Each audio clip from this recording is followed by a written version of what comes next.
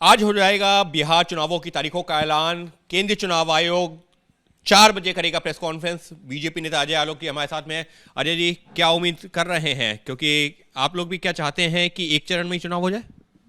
एक चरण में हो जाए तो अति उत्तम, 2 चरण में हो तो सर्वोत्तम। कोई फर्क नहीं पड़ता, एक चरण में करवाए या 2 चरण में करवाए। चुनाव आयोग की अपनी मर्जी है, वो परिस्थिति अनुसार वो निर्णय लेते हैं। हमारा काम तो सुझाव देना, हमने दे दिया। और ये तो बहुत प्रतीक्षित था। कल चुनाव आयोग पटना में था तो सारी प्रेस कॉन्फ्रेंसेस, मीटिंग वगैरह सब हो गई थी, तो हमें उम्मीद थी कि आज या कल में हो जाए। अच्छा है, आज ही हो रहा है। जो कल करो सो आज।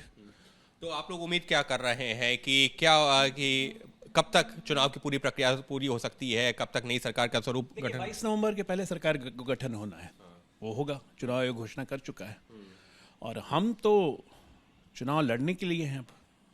लड़ना क्या है, जनता के बीच में जाएंगे। रिजल्ट क्लियर है। 2025 एनडीए 225। कितना? 225 243 में से? बिल्कुल। 208 हम ला चुके हैं 2010 में, इस बार 225 लाएंगे। लेकिन इंडिया गठबंधन भी पूरी तरीके से तैयार है। तेजस्वी यादव, राहुल गांधी ने यात्रा निकाल दी है, कह रहे हैं कि इस बार चौंकाएंगे। देखिए, यात्रा में जो भटली ज्ञान का प्रदर्शन हुआ था ना, अब पूछिए भटली ज्ञान क्या होता है। भारत और इटली मिलकर भटली ज्ञान होता है। SIR, वोट चोरी, पूरा बिहार हंस रहा था इन लोग पे, क्योंकि बिहारियों का वोट कोई चोरी नहीं कर सकता है।